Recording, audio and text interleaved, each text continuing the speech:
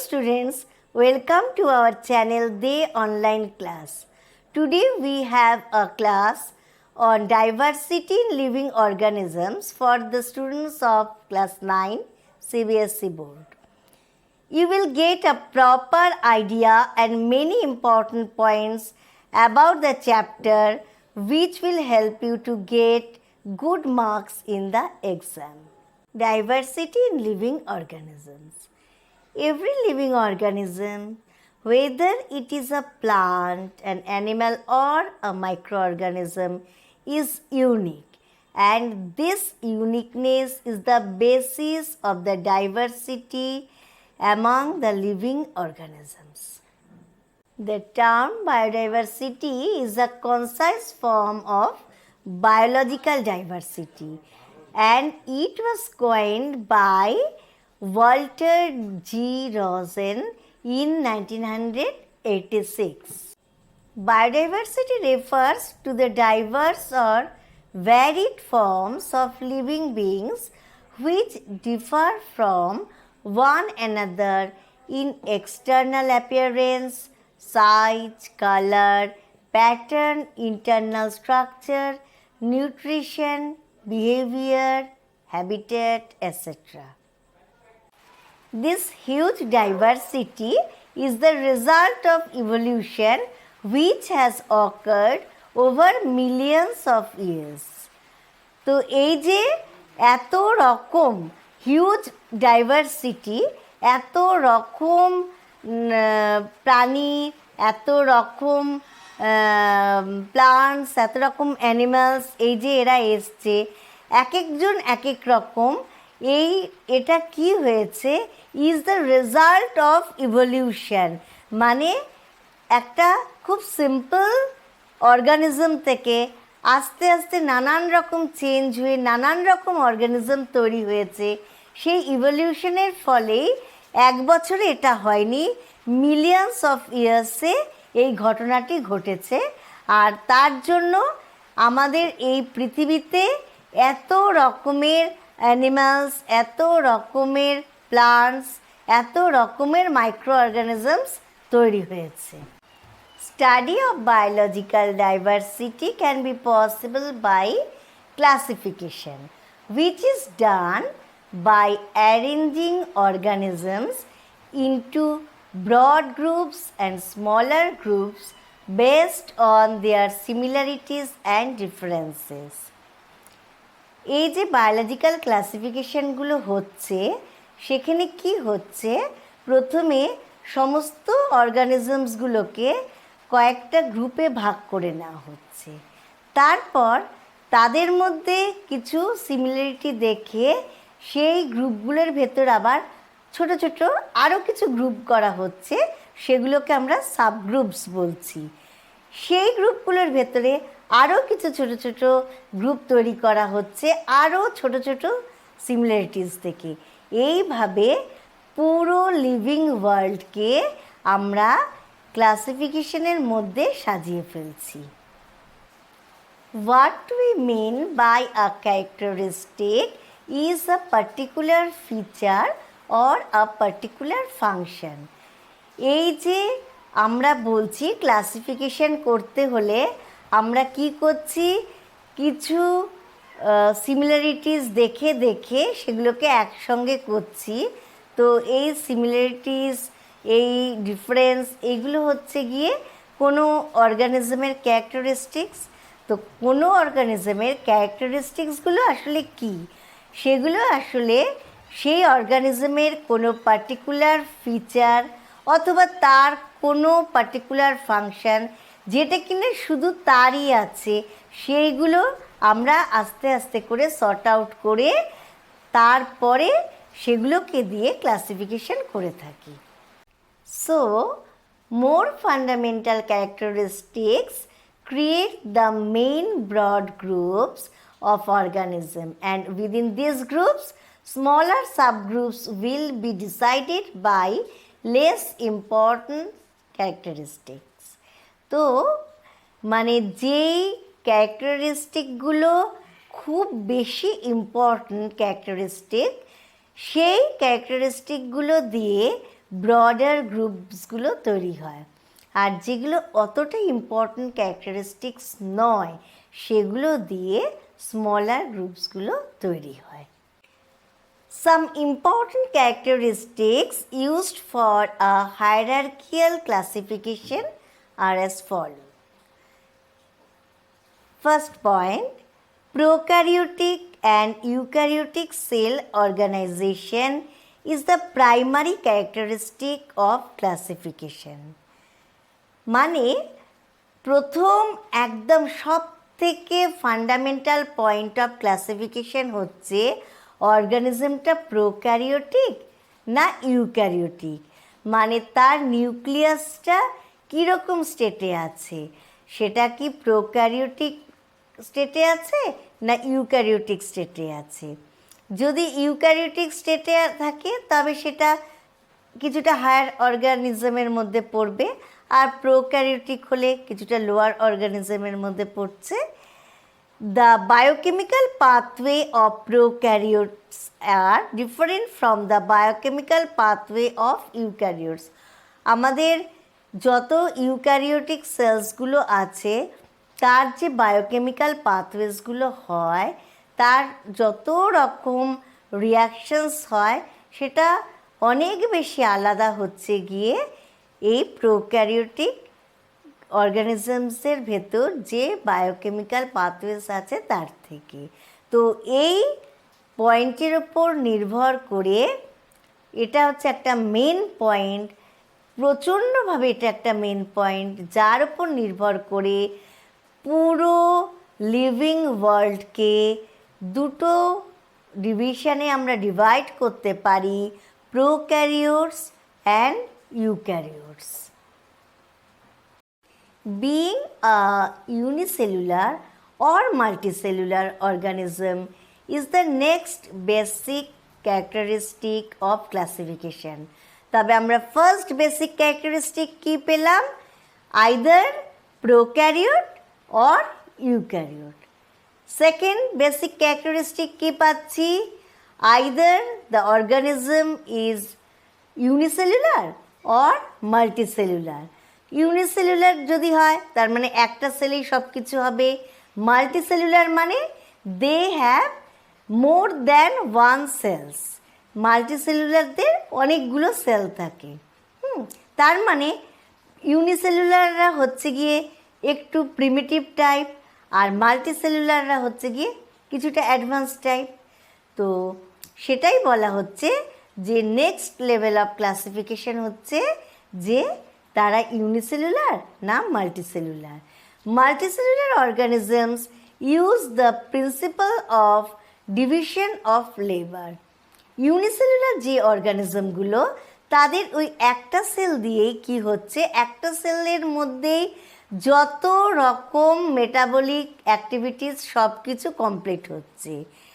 কিন্তু যারা multicellular organisms তাদের মধ্যে কি দেখা যাচ্ছে, তাদের সেলগুলোর মধ্যে ডিভিশন অফ লেবার, মানে সব সেল একই কাজ করে না, এক একটা সেল এক এক ধরনের কাজ করছে, একে বলা হচ্ছে গিয়ে ডিভিশন অফ লেবার।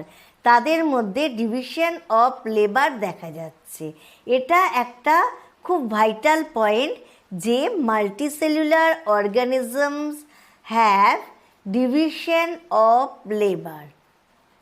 তো এরপরে আমরা বলতে পারি যে all the cells of the multicellular organism would not be identical, groups of cells perform special function. Multicellular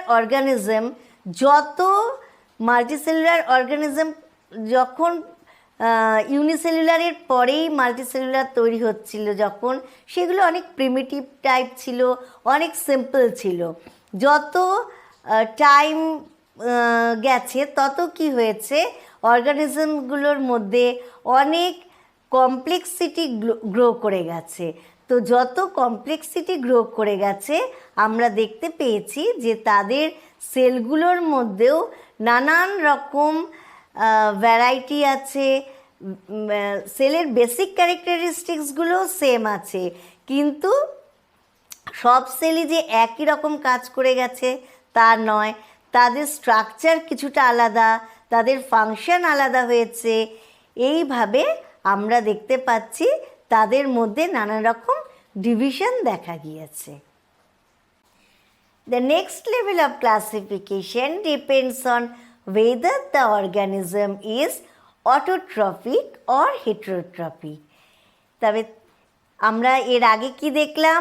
ফার্স্টে দেখে নিচ্ছি অর্গানিজমটা প্রোক্যারিওটিক অর ইউক্যারিওটিক। তারপরে দেখছি যে সেটা ইউনিসেলুলার না মাল্টিসেলুলার। তারপরে আমরা বিচার করছি যে সেই অর্গানিজমটা কি autotrophic or heterotrophic. What is autotrophic? The organisms which can prepare their own food is called autotrophic, and which are heterotrophic organisms? The organisms which cannot prepare their own food. তো autotrophic কারা?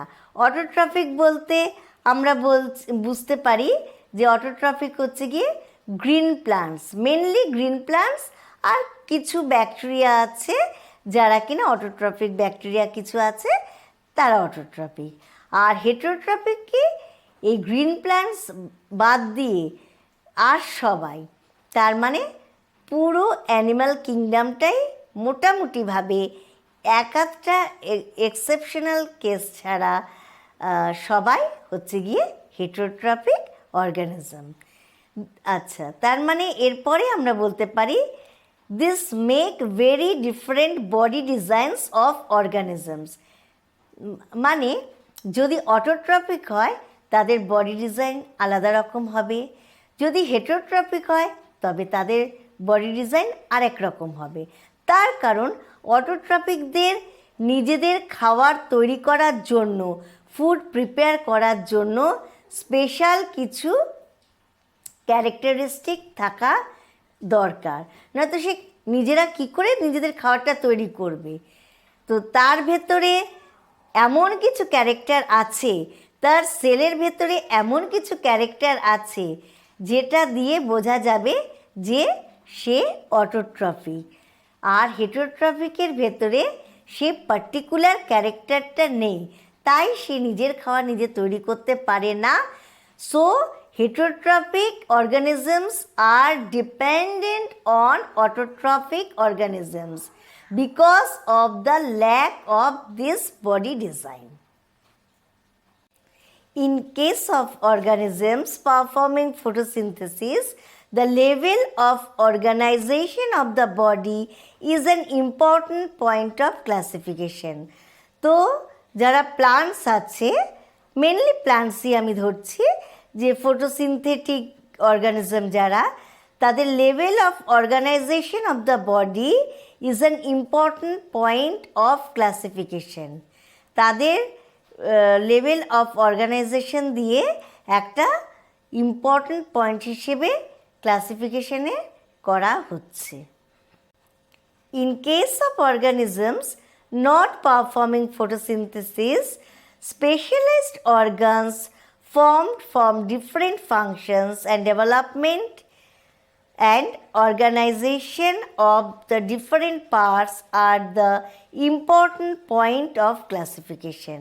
যারা হেটেরোট্রপিক organism, যারা নিজেদের খাওয়া নিজেরা তৈরি করতে পারছে না, তাদের কি হচ্ছে, নানান রকম স্পেশালাইজড অর্গানস তৈরি হচ্ছে, আর তাদের সেই স্পেশালাইজড অর্গানসগুলোর ফাংশনও আলাদা, ডেভেলপমেন্টও আলাদা, অর্গানাইজেশনও আলাদা হচ্ছে।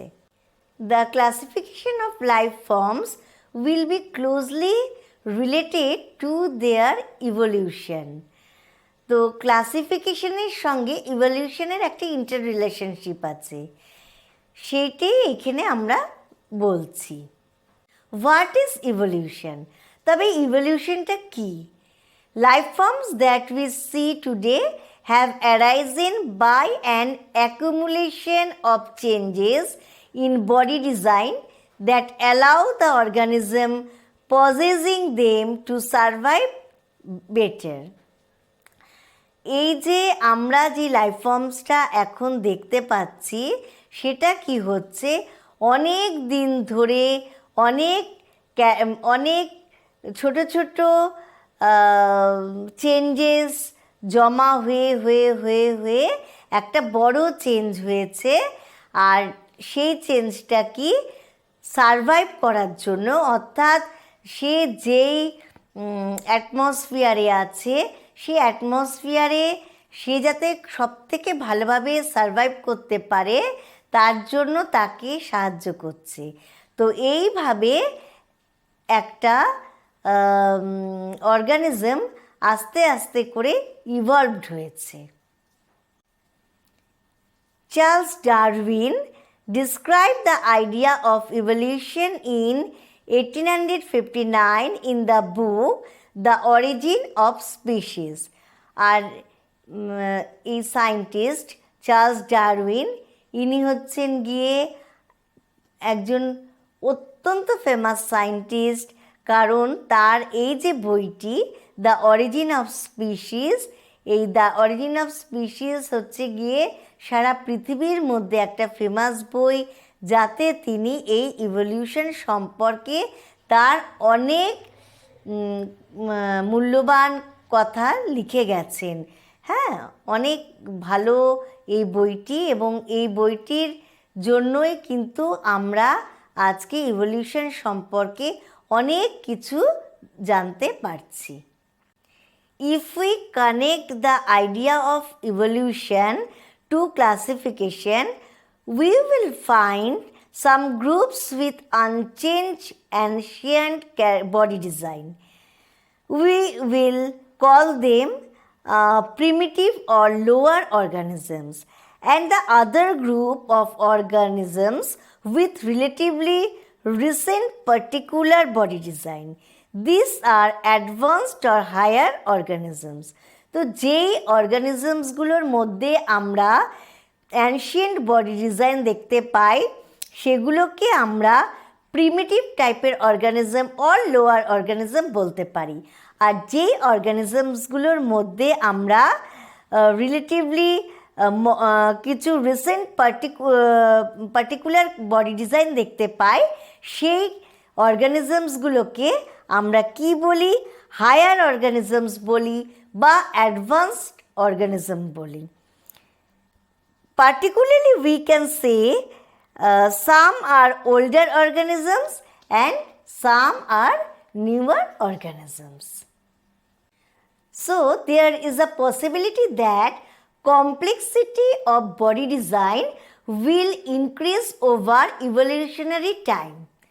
তো যত ইভলিউশনারি টাইম হয়েছে, মানে যত সময় গেছে, তত বডি ডিজাইনের মধ্যে আমরা কমপ্লেক্সিটি দেখতে পেয়েছি। তার মানে প্রথম যে অর্গানিজমসগুলো এসেছিল পৃথিবীতে তারা অনেক সিম্পল, কার থেকে, যেই অর্গানিজমসগুলো এখন আমরা দেখতে পাই তাদের থেকে। ওই সিম্পল অর্গানিজমসগুলোর থেকে এখনকার মতো কমপ্লেক্স অর্গানিজমস আসতে অনেক বছর সময় কেটে গেছে, আর বিভিন্নভাবে আস্তে আস্তে আস্তে আস্তে কমপ্লেক্স হয়েছে। একদিনই এরকম হয়নি যে একদম সিম্পল থেকে একদম কমপ্লেক্স অর্গানিজম তৈরি হয়েছে, এর জন্যে অনেকটা ইভলিউশনারি টাইম লেগে গিয়েছে। We can say that organisms that evolved much earlier have simple and ancient body design, whereas the recently evolved younger organisms have complex body design. যত দিন গেছে কমপ্লেক্সিটি তত বেড়েছে। ঠিক আছে? বায়োডাইভার্সিটি। বায়োডাইভার্সিটি কি এটা আমরা জানবো। The diversity of life forms found in a region is biodiversity. কোনো একটা রিজিয়নে নানান রকম অর্গানিজম, নানান রকম লাইফ ফর্মস আমরা দেখতে পাই। সেটা অ্যানিমালসদের ক্ষেত্রেও আছে, প্লান্টসদের ক্ষেত্রেও আছে। একেবারে ইউনিসেলুলার থেকে আরম্ভ করে একেবারে রিসেন্ট কমপ্লেক্স প্লান্টস, অ্যানিমালস পর্যন্ত, আর মাঝে আরও অনেক অনেক প্লান্টস, অ্যানিমালস সবাইকে নিয়ে একটা রিজিয়নের বায়োডাইভার্সিটি আমরা দেখতে পাই। Diverse life forms share the environment and are affected by each other too. তো এই ডাইভার্স লাইফ ফর্মটা কী হচ্ছে, এনভায়রনমেন্টের ওপরও কিছুটা নির্ভরশীল, আর আর কিসের ওপর ডিপেন্ড করে আছে, একে অন্যের ওপরও ডিপেন্ড করে আছে। As a result the existence of a stable community of different species is possible. আর এর জন্যই কিন্তু একটা stable community of different species, অনেক স্পিসিসের যত অ্যানিমালস আছে আলাদা আলাদা স্পিসিসের তাদেরকে নিয়ে, যত প্লান্টস আছে তাদের আলাদা আলাদা স্পিসিসকে নিয়ে একটা stable community of a region গড়ে উঠেছে। কোনো একটা রিজিয়নের একটা স্টেবল কমিউনিটি গড়ে উঠেছে, কারণ এই অর্গানিজমসগুলো সেই রিজিয়নে কি হচ্ছে, এনভায়রনমেন্টের সঙ্গেও একটা ইন্টারাকশন তাদের আছে, আর নিজেদের মধ্যেও তাদের একটা ইন্টারাকশন আছে। এবার আমরা বলতে পারি যে the region of megadiversity is found in the warm and humid tropical regions of the earth. সব থেকে বেশি বায়োডাইভার্সিটি দেখা যায় আর্থের কোন রিজিয়নে? এটা দেখা যায় আর্থের যেটা worm and humid tropical region আছে, সেইখানে সব থেকে বেশি ভ্যারাইটি অফ স্পিসিস, সেটা অ্যানিমালসের হোক প্ল্যান্টসের হোক, আমরা দেখতে পাচ্ছি। আর India is one of the 12 mega biodiversity countries in the world. যে মেগা বায়োডাইভার্সিটি 12টা দেশে আছে, তার মধ্যে ইন্ডিয়া হচ্ছে একটা।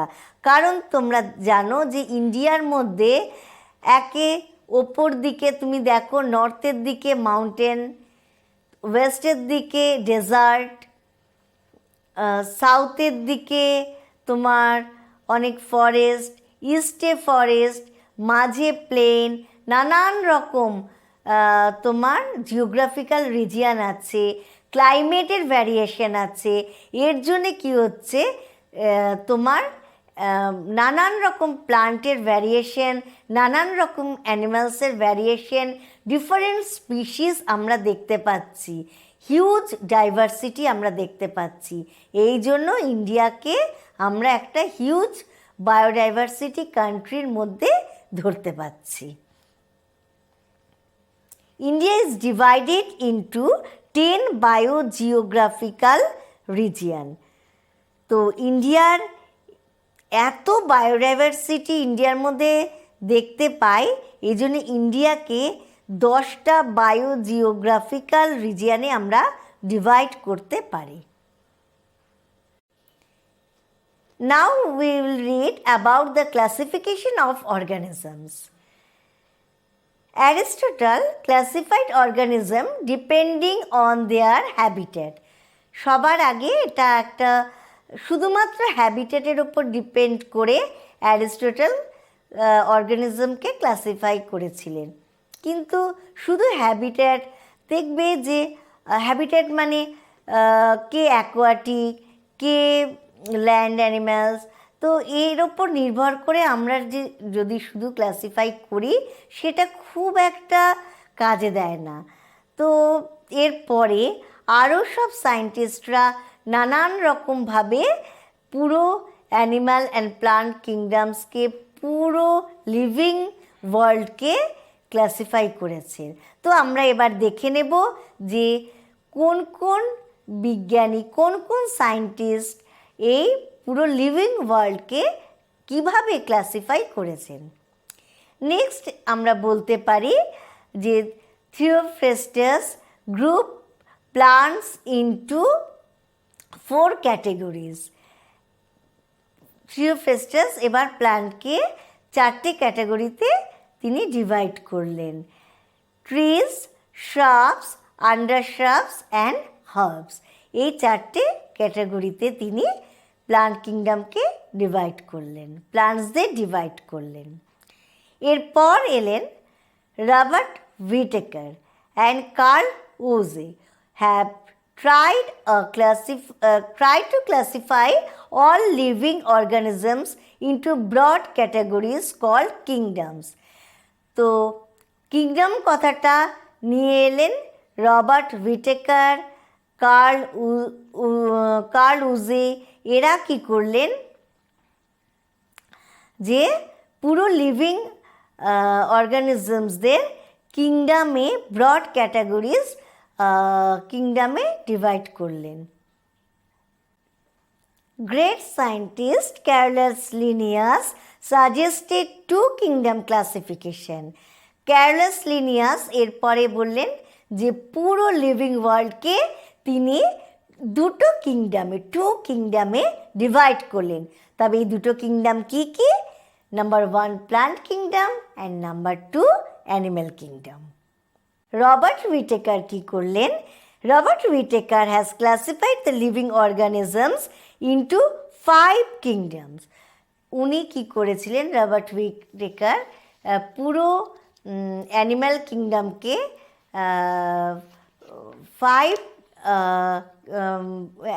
পুরো লিভিং ওয়ার্ল্ডকে 5 কিংডমে ডিভাইড করেছিলেন। লিভিং ওয়ার্ল্ডকে 5 কিংডমে উনি ডিভাইড করেছিলেন। তো এই 5 কিংডমস কি কি? Kingdom মনেরা, kingdom Protista, kingdom fungi, kingdom plenty and kingdom Animalia. These groups are formed on the basis of their cell structure, mode and source of nutrition and body organization. এই 5 kingdom classification এটা দাঁড়িয়ে আছে sell স্ট্রাকচারের ওপরে, mode and source of নিউট্রিশনের ওপরে and body অর্গানাইজেশনের ওপরে। তবে হুইটেকারের 5 কিংডম ক্লাসিফিকেশন দাঁড়িয়ে আছে কোন কোন পয়েন্টে, এটা কিন্তু তোমাদের মনে রাখতে হবে। এই পয়েন্টগুলো কি কি? The basis of his 5 kingdom classification আর cell structure, mode and source of nutrition and body organization. The modification was introduced by dividing Monera into Archaebacteria or Archaea and Eubacteria or Bacteria. উজি কী করেছিলেন?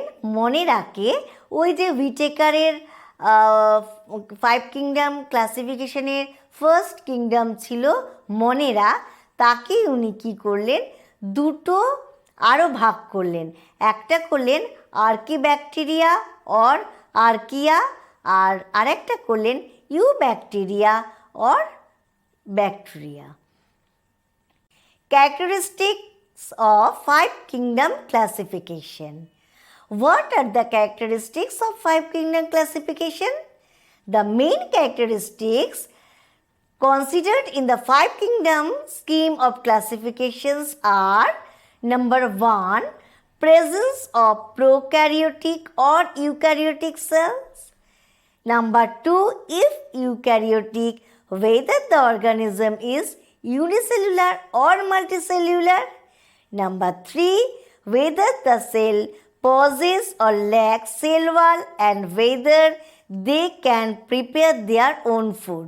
আমি এটা আগেই বলেছিলাম যে categorise যখন করা হয়েছে, একদম মোস্ট ফান্ডামেন্টাল ক্যারেক্টার গিয়ে হচ্ছে যে সেটা প্রোক্যারিওটিক না ইউক্যারিওটিক।